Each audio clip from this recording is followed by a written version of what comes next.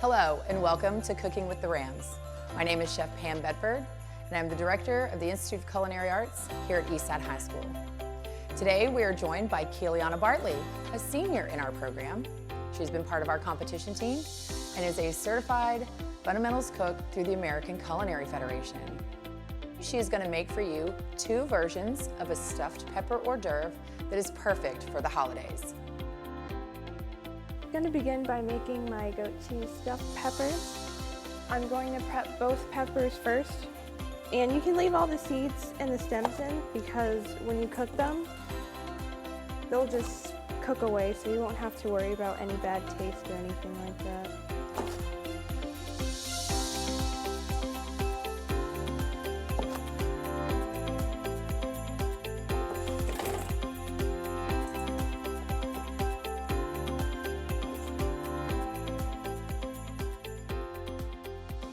And after I'm done cutting these peppers, I'm going to take a little bit of olive oil, salt, and pepper just to season them before I roast them.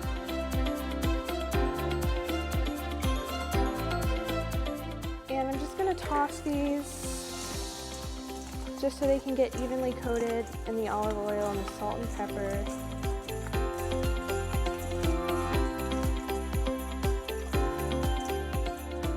After these are evenly coated, I'm going to take a parchment-lined sheet pan and I'm just going to evenly disperse them just so they can get evenly cooked while they're in the oven.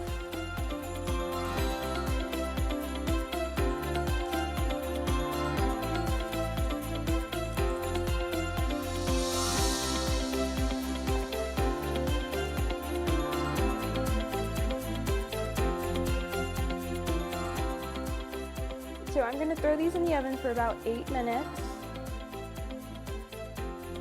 And while those peppers are cooking, I have some already cooked and I'm going to show you what they look like. They should be fully roasted. When you touch them, they should be hard but not too hard. They should be al dente, so when you bite into it, it shouldn't really be any really squishy or soft. It should have a little bit of bite to it, and that's what you want from your peppers. While those are cooking in the oven, I'm going to start on the mixture for the garnish. So I'm adding 1/4 of egg whites to a stand mixer. And you just want to whip it really, really fast.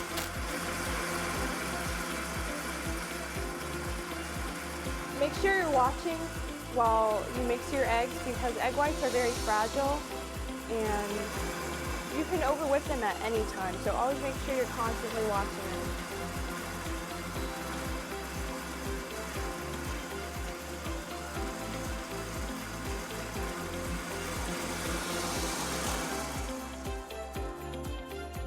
You can tell your egg whites are done when they have stiff peaks, or when you take them out and you move them, they don't really move too much.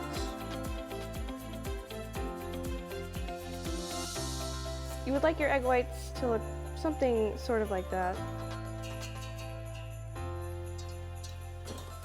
After my egg whites are at stiff peaks, I'm just going to add a teaspoon of cayenne pepper. And you just want to fold it in very gently. Egg whites are very fragile. You don't want to mix them, you just want to fold them. Once my cayenne pepper is thoroughly added, I'm going to take pecans and just add them in a little at a time. That way I don't break the egg whites.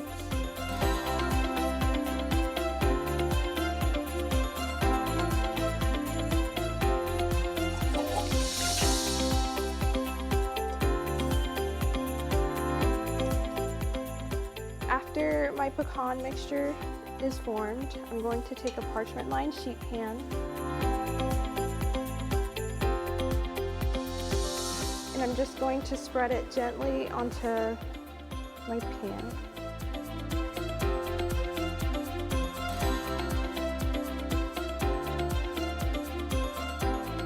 And you just want to spread it out so it can get pretty thin.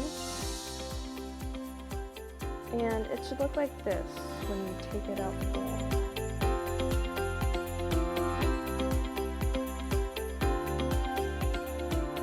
I'm now going to add this into the oven for 10 minutes, but checking every 5 minutes just to see that my eggs are cooking thoroughly. While my pecan mixture is in the oven, I'm going to take my goat cheese and I'm going to whip it. You might want to leave it out a little while before you whip it, just so it can get soft, so it'll be more malleable and easier to use.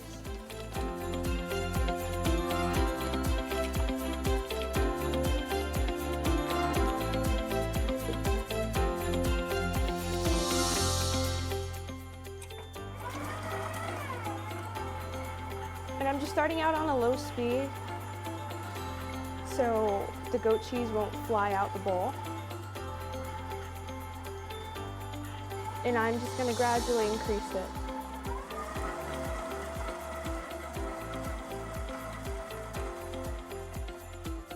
So once your goat cheese is done whipping, you should want them to look like this. I had some done in advance, but you could use a portion control scoop, or if you don't have one, a tablespoon is fine. So you just want to take it out like so and just make sure that it all gets on the scoop. They don't have to be even because peppers come in all shapes and sizes, so you don't really have to make them look perfect. Because a smaller size might work for a smaller pepper, and a bigger scoop might work for a bigger pepper. So now I'm going to start with my crawfish peppers. What you would like to do is just trim the backs off so they can stand up while they're in the oven.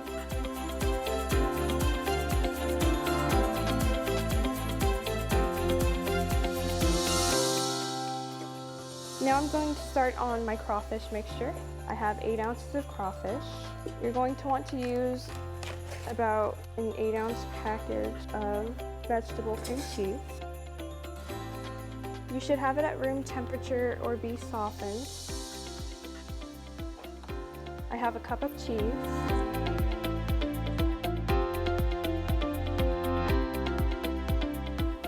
You want to take some salt, some Old Bay, a little bit of pepper, and then you just want to mix it.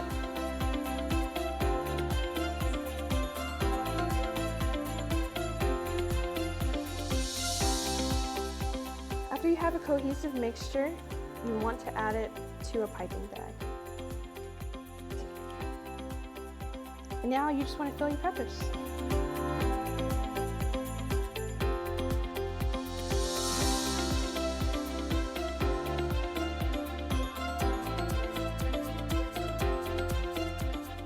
It's not going to be perfect. You can always take a spoon and just add it in better if you don't have a piping bag at home, or maybe you just find a spoon to be a little easier. Now that these are done, I'm going to put them on a parchment lined sheet pan and add them into the oven for 18 minutes on 350. When you take your pecans out of the oven, you want them to look like this. You want them to be crispy and firm. I already have a batch done. And when you grind them up, you want them to look like this. You want them to be fine, but not too fine. You can use any sort of blender, but I prefer a food processor. So now I'm going to begin the assembly of the goat cheese peppers. So what you'd like to do is take some goat cheese and just roll it in the pecan mixture. I prefer using gloves because the goat cheese doesn't stick to my hands and it can get very messy very quickly. And then I'm just taking a pepper and I'm just gonna stuff the goat cheese in just so it gets full.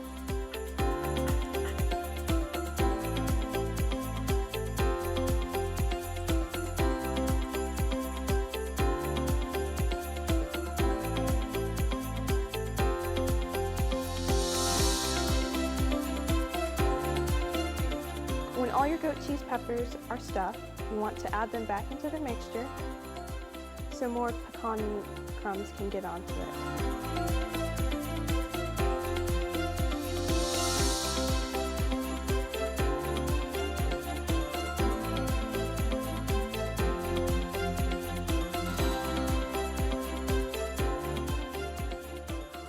Once all your peppers are done, you just want to plate them.